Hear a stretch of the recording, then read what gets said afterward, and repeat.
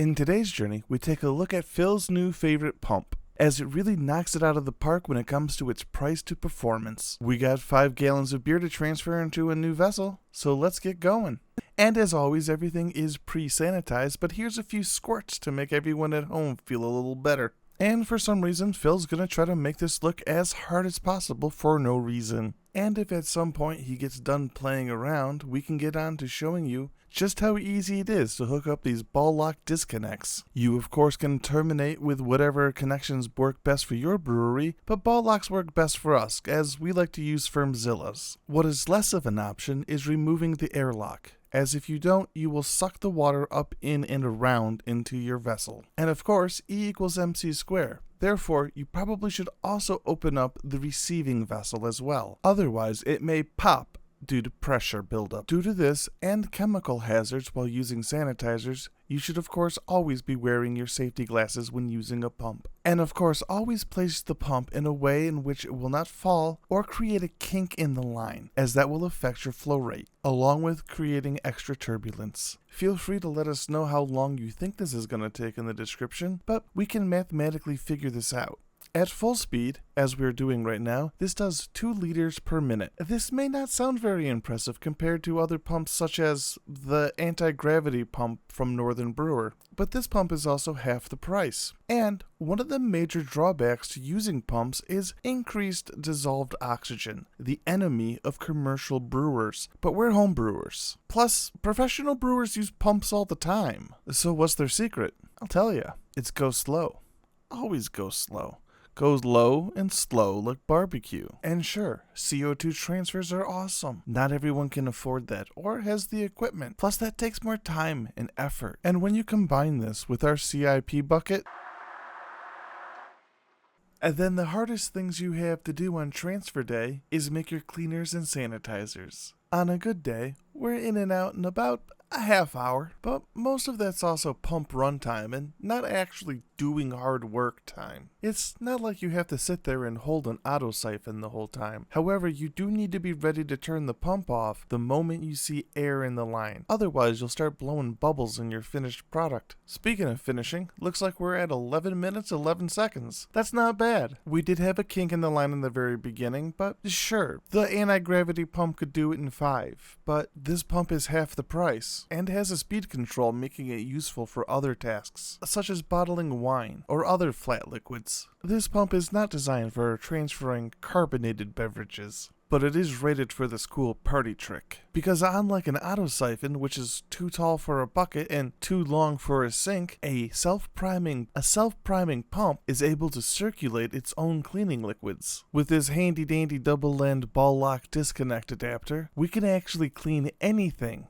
with the ball lock connection, including picnic tap assemblies or just back flushing into the Firmzilla. This is great when you wish to remember the golden rule of cleaning. Clean early, clean often. First, Phil will run the pump for about a minute going back into the fermenter. Then he will disconnect it and then allow the pump to recirculate the cleaning liquid for about 15 minutes, as he needs to get to cleaning that fermenter before it gets dried on. Honestly, I thought this pump was going to be a joke at first, but it's going to actually make our brewing days a lot easier at the studio. And a great way to get one for yourself is to check out the affiliate links in the description. Or another great way to support our channel is to buy one of our cheat sheets, have it printed as a magnet so that you can keep all the dilution ratios, mash temperatures, and all those odds and ends chemicals with the scientific names. Sure, it's all stuff I know already, but it's nice to have it handy for reassurance, especially late at night. And since it's from the same place that does my photography printing for my fine art, you can also get anything from my catalog printed in the same style of magnets. This also means that if you are more adventurous, you could have the cheat sheet or any of my art printed on more exotic materials, such as metal, stretched canvas, or thin wraps. Or at the very least, don't forget to like, comment, and subscribe. It helps more than you think. Now with the practical part of the review over, let's get to the dismantling.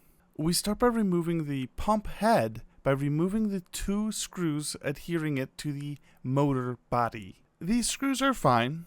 They are sturdy enough for the operation of the pump. However, I would not advise opening and closing the pump often, as it could lead to breakage of the plastic. And if these 2 screws no longer hold firm then the pump motor will come loose from the head, preventing the pump from working. It is also clear to see at this point that the plastic is clear or translucent, meaning that the use of PBW is ill-advised. We recommend using oxygen-based cleaners such as Easy Clean or One Step. Moving forward, the pigtail for supplying the power is fine enough and does have a knot on the inside to prevent it from being pulled away from the motor. And speaking of pulling, you definitely shouldn't pull this apart like Phil is right now, as he definitely pulled apart the silicone adhesive that holds it together. This gives it a small enough water resistance that it can handle small amount of splashing or humid environments, but do not submerge this pump. Even if this pump was 100% waterproof, the connector that's giving it power is not, and extremely short. I would consider this a design flaw. At the very least, the cable should be longer and away from where water would be. And while we're talking about negative points, let's take a look at this soldering job, as it is kind of atrocious. We have ordered several pumps from different suppliers, and this one was the worst. It, of course, could be easily resoldered at home, but you shouldn't have to do that with a brand new product. The ones that we got from the affiliate links that we're using have shrink wraps around the terminated ends. This will help prevent against corrosion over the long term. This would be a bigger issue if this was an industrial-based product, but it's fine. Regardless, let's move on to the drive side of this motor. It appears that we have a angled, off-centered drive shaft. Everything looks proper here, good and lubed. The only problem I could see is that long-term use could cause the plastic head that joins the drive shaft to the motor could get hot and warp during long periods of use. This is probably why the owner's manual states that you should not use this pump for longer than 3 hours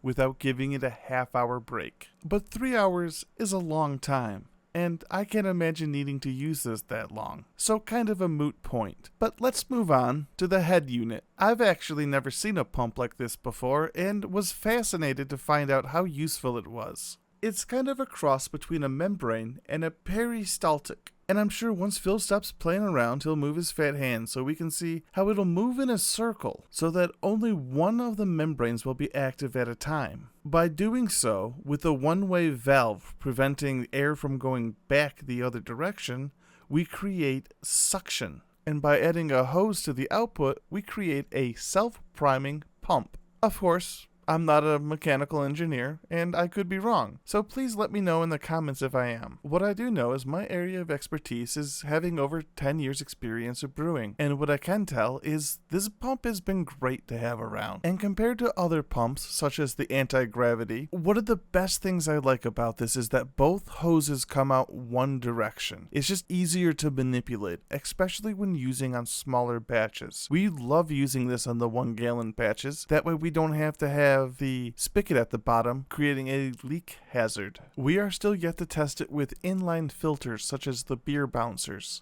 We predict, however, that it will work fine with the coarser filters, but the extremely fine ones will create a problem. Okay, now that Phil's finally done horsing around getting those 4 screws out that holds the pump head together, we do need to be careful with these screws, as if we crack the housing here, we will not be able to maintain a liquid-tight seal. If you find yourself having to open this up to clean, please keep in mind that the most dangerous time with the screws is when you reinsert them. Make sure you do not cross-thread the plastic, as there's not much you can do to recover from that. Also, if you over-tighten and damage your O-ring, you will not be able to use the pump or find replacements. You will have to replace the entire pump. If you are having problems while reassembling, please keep in mind that you need to line up this O-ring so that the little hole is lined up with the inlet barb. But the only reason an end user should be this far inside of the pump is because either it's jammed or you can see some physical debris that needs to be cleaned out manually, which shouldn't happen that often. And as you can see, we've reached the bottom of the pump head. And it's an interesting design, as there are 5 membranes in a circle that seem to have a channel that goes towards the center. That is then topped off with a flap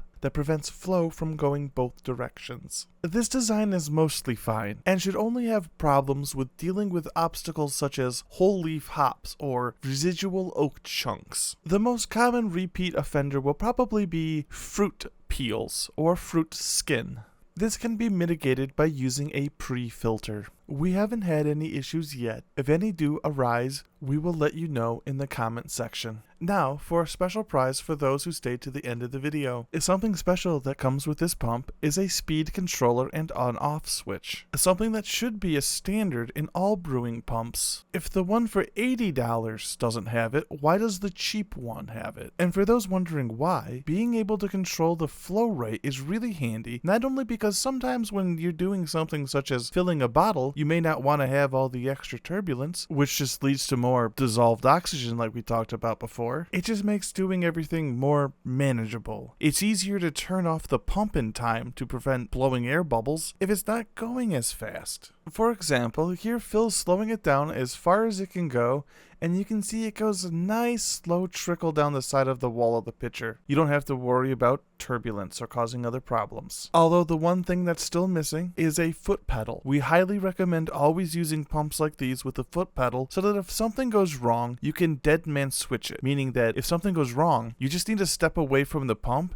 and it will cut all electricity going to the pump. So for example, if you were to spring a leak or have a hose come loose in the middle of doing a transfer, you just step your foot up and it stops. Because it's important to brew lazy, but it's more important to brew safely. And hey, if you've made it this far, you're probably interested in some of these other videos, such as how we make the CIP bucket, or how we torture tested these filters. Either way, as always, happy brewing.